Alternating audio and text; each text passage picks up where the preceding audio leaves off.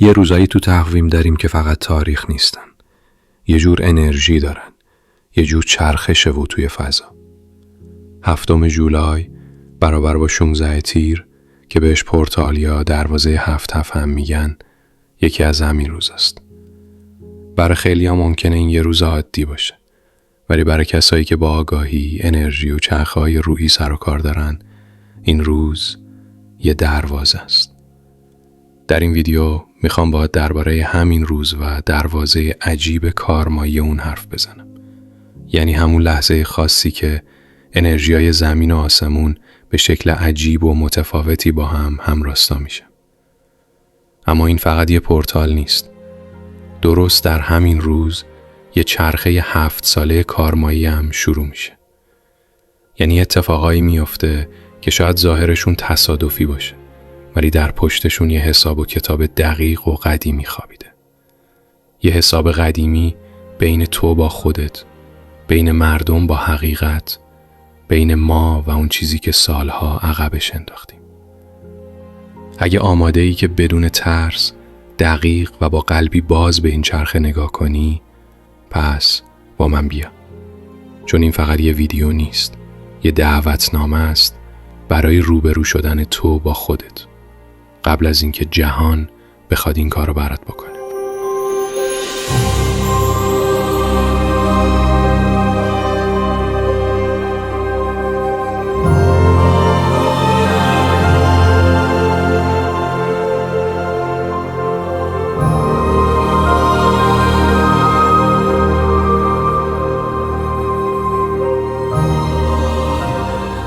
حالا شاید بپرسی اصلا این پورتال 7 نفر دقیقاً چیه؟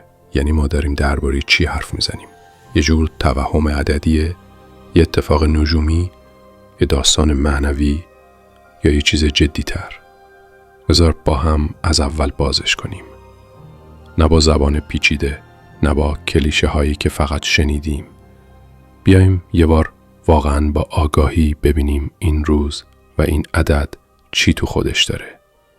چون اگه واقعاً بفهمی که این دروازه چطوری باز میشه و تو کجای اون ایستادی، شاید از همین امروز تصمیم بگیری یه چیزی رو تو زندگی تغییر بدی، حتی کوچیک.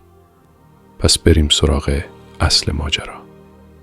شاید فکر کنین یه عدد ساده است، 7، یه روز توی تقویم. ولی برای خیلیا، مخصوصاً اونهایی که با انرژی و چرخه‌های کیهانی کار میکنن، این روز با بقیه فرق داره. بذار اینطوری بگم. یه دره‌ای رو تصور کن. سال هاست بسته بوده. اما هر سال فقط برای یه روز یه درز کوچیک توی اون در باز میشه و اون روز همینه. 7 جولای. اما امسال این دره فقط باز نمیشه. یه چیزی ازش عبور میکنه. یه چیزی شروع میشه. پورتال یه جور باز شدن انرژی خاصه. مثل اینکه زمین و آسمون برای لحظه‌ای با هم هماهنگ میشن. عدد 7 تو خیلی از فرهنگا عددیه که با روح، با شهود، با درک درونی ارتباط داره. ما 7 چاکرا داریم. 7 روزه است. آسمون‌های 7گانه داریم. یعنی عدد 7 از اون عدداییه که وقتی 2 تا ازش کنار هم قرار میگیره، مثل یه دابل کلیک میمونه روی انرژی درونیمون. و پورتال 7 هر سال یه فرصت برای بیداری، برای دیدن چیزاییه که معمولاً نمیخوایم ببینیم. اما امسال فرق داره. چون همزمان شده با شروع یه چرخه بزرگتر. چرخه کارمایی. این دیگه شوخی بردار نیست. از 7 جولای امسال یه چرخه 7 ساله کارمایی شروع میشه. حالا چرخه کارمایی چیه؟ یعنی دوران تسویه، دوران جواب پس دادن. ولی نه فقط به خاطر گذشته، بلکه برای این که بتونی پرواز کنی، رشد کنی، سبک شی. کاروا اون نیرویه که میگه هر چیزی که کاشتی یه روز درو میکنی. حالا این درو ممکنه خوب باشه، ممکنه دردناک باشه. ولی نکته مهم اینه که این چرخه هم فردیه، هم جمعی. شاید از همون حوالی پورتال 7 حس کرده باشی یه چیزایی داره تغییر میکنه. مثلا یه رابطه که تا دیروز خیلی عادی بود ناگهان شده یه منبع تنش. یا یه تصمیم که مدت‌ها عقب انداخته بودی حالا انگار داره خودش رو پرت میکنه جلو چشمت. یا بدتر از همه یه صدایی درونی که مدام ازت میپرسه تو واقعاً از زندگیت راضی؟ این دوره زمانیه که دیگه نمیتونی فیلم بازی کنی. اگر خودتو گول بزنی جهانی یه جوری گیرت میندازه که مجبورت میکنه با خودت روبروشی. انگار کیهان میگه هی وقتشه، دیگه نمیشه عقب بندازی. تو این چرخه نقاب‌ها سریع میافتن، دروغ‌ها زودتر از قبل لو میرن. آدمایی که مسیرشون با تو یکی نیست خودشون کنار میکشن و این ممکنه دردناک باشه، چون با خودش تنهایی، جدایی، حتی سردرگمی میاره. ولی واقعیت اینه که همه اینا بخشی از صبر شدن برای ورود به یه مرحله جدیدش. اینجور وقتا زندگی یه تلنگر جدی میزنه. یه حادثه، یه تغییر، یه موجی که انگار میخواد بگه دیگه وقتشه. باید نگاه کنیم به چیزی که سالها نادیده گرفتیم و این نگاه کردن معمولاً راحت نیست، چون ممکنه چیزی رو ببینیم که عادت داشتیم انکارش کنیم، ولی همون دیدنه که میتونه نقطه شروع یه پاکسازی واقعی باشه، هم در درون ما هم بین ما.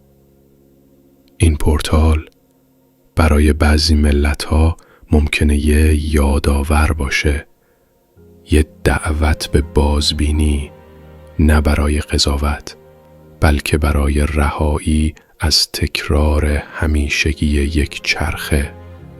سؤال اصلی اینه، میخوایم این فصل رو آگاهانه تموم کنیم یا دوباره بندازیمش گردن یه چیز بیرونی و بگیم همیشه همین بوده؟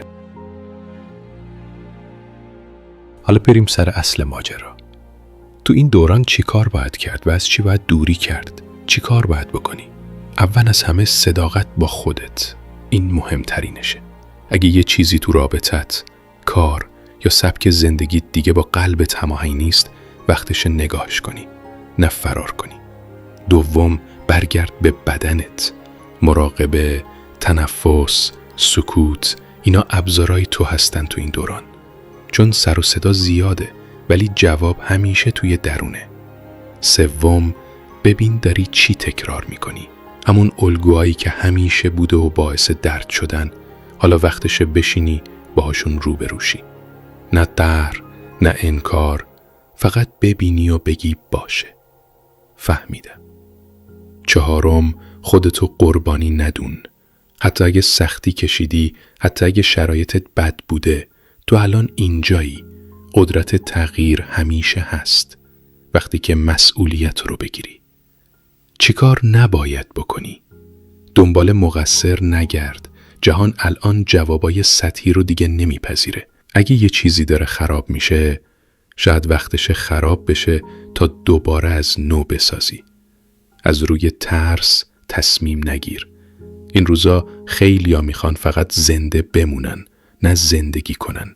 ولی این فرق زیادی داره. به زور نگه ندار چیزی رو که وقت رفتنش رسیده. چه آدم باشه، چه کار، چه باور. و مهمتر از همه، سعی نکن نقش همیشه قوی رو بازی کنی.